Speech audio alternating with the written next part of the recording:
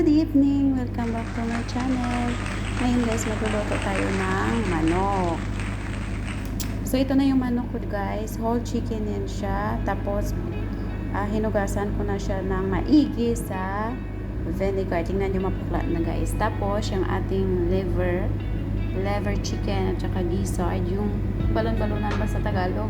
Sa amin kasi sa Ilonggo, batikulon. Tapos, lagyan natin siya ng mushroom. Tapos, yung potato natin, hiniwa na natin. Tsaka yung ganyan. Carrots, garlic, and chicken cubes. Tapos, yung ating onion. Tsaka lagyan natin yung black pepper. Ito lang ingredients ko, guys. Tapos, ito yung cream soup mushroom. Yan ang gagamitin ko na cream mamaya. So, yun guys. Recipe by Mimi. Siyempre, hindi mawala yung ating patungan kasi mataas yung ating kaserola. Mahirap pag kulang sa height. So, ilalagay natin ang una kong ilalagay guys yung onion. Siyempre, may mantika na yan. Nagpainit na ako. Maganda kasi pag nakapatong ako. Dinamihan ko ng onion guys para mawala yung amoy ng manok.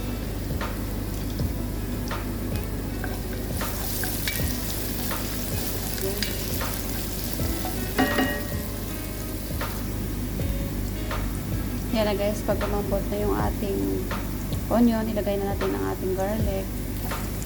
Ay, may nasali ang isang carrots. Hindi ko lang guys ano ito niluluto ko. Idea ko lang.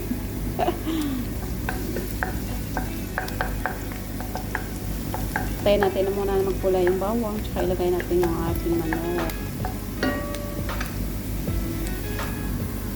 Yan na guys, namula-mula ng ating bawang.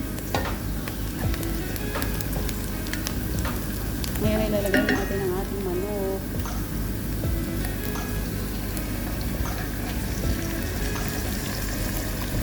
Yan guys. Binabad ko yun sa suka at saka asin para mawala yung amoy. So, tustahin lang muna natin ang ating manok bago lagyan natin ng tubig para lumambot. Kaya muna natin na lumabas ng katas ng manok. Ang tubig ng manok ba? So, lagyan natin ang black pepper.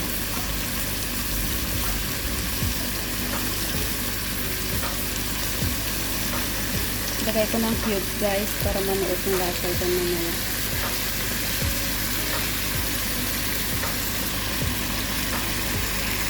Tustahin muna natin ang manok bago natin lagyan ng tubig.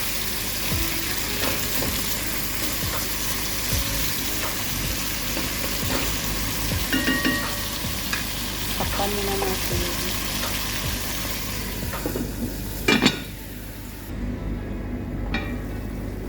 Yan na guys, lumabas na yung katas ng manok. Diba, nagtubig siya kahit hindi ko siya nilagyan ng tubig.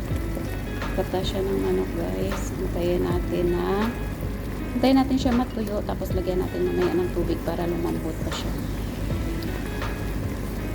Yan kasi gusto ko itosta muna yung manok para maniksik yung lasa doon. Siyempre tinimplahan ko na yan ng black pepper at cubes. Hindi ako naglalagay ng asin guys. Cubes lang. Yan. Hintayin muna natin matuyo tapos lagyan natin ng tubig. Update sa ating manok guys. Ayan na siya, nagtosta na siya. Diba? Nag-brown na siya guys. Ayan.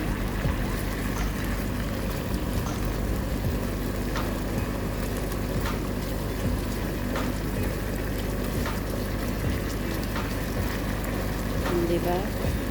Lalabas na yung mantika ng manok.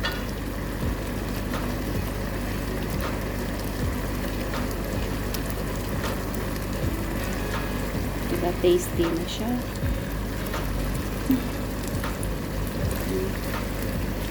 Ano pa sa mantika ng manok. So ngayon, lalagyan natin ng konting tubig. Kunti lang guys.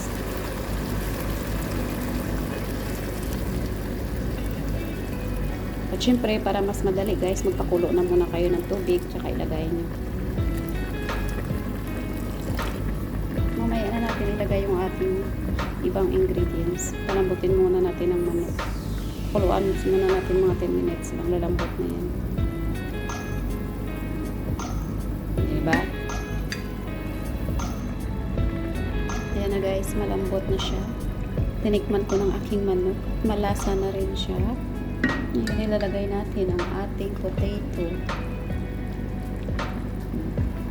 Ako lang ba na ganyan maglagay?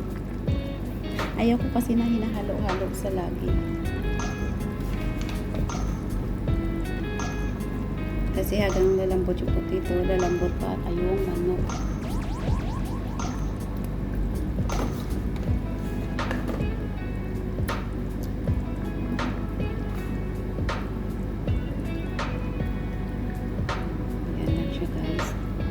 Ilagay natin ang ating carrots. Mamaya na natin ilagay yung ating atay tsaka gizzard kasi malambot na yun siya. Nilaga ko na yun siya.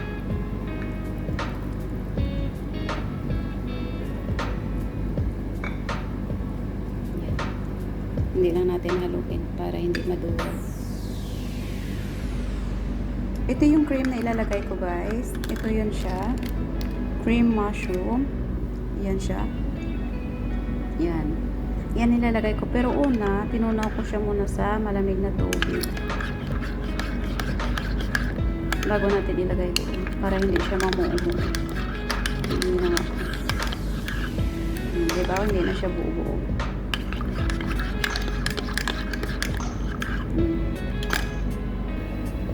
Siyempre yan na siya guys. O diba? Kulong-kulo na sila. Huwag lang muna natin haluin maigi. Medyo malambot na yung aking patatas at saka carrots. So ngayon, ilalagay na natin ang ating gizzard at saka atay.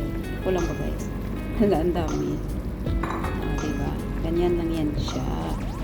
Tapos, hindi ko yan siya haluin para hindi siya maduro. Tapos, ilalagay na natin ang ating mushroom.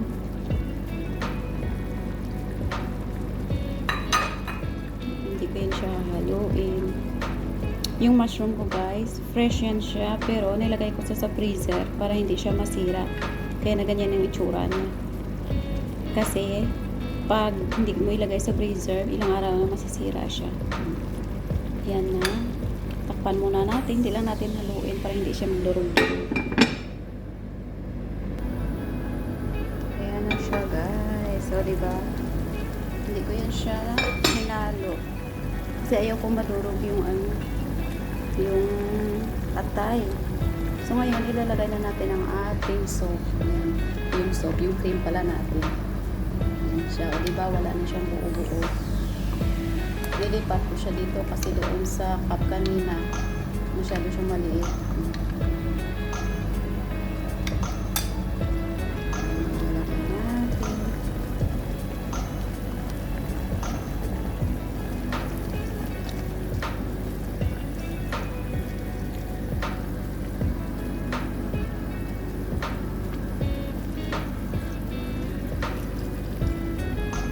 Yung mga nagkukuha ka ng picture habang naglalagay, ang hirap.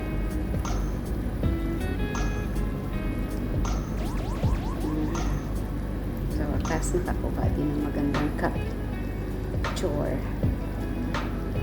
Yan na siya guys. Lalapot na yan siya. Hindi ko lang siya haluin. Mamaya, yan ko lang yan siya. Yug-yugin. O diba? Malapot na siya. Ayan, muna natin siya maliksik yung lasa. Galong. Ayan na. Yan na guys, ang aking creamy mushroom. Creamy chicken with gizzard and liver. Ayan na siya guys. Hindi ko yan siya hinahalo na maigi. Yung ganyan-ganyan lang. Tsaka niyuyog-yog ko lang siya para hindi siya maduro. Kasi nga malambot yung atay, kailangan ingatan. Ayan na siya guys. So, diba, yummy na siya. Malambot na yung patatas ko. Yung carrots. Yung mushroom, di naman kailangan palambutin yan. Diba, sauce lang siya. Ayan. Maraming salamat guys sa panonood. Sana may natutunan kayo sa aking creamy chicken with mushroom, gizzard, and liver. Thank you so much, guys. Please don't forget to subscribe my channel, Ying Cordero. Thank you in advice. In advance. God bless you all. Bye, guys.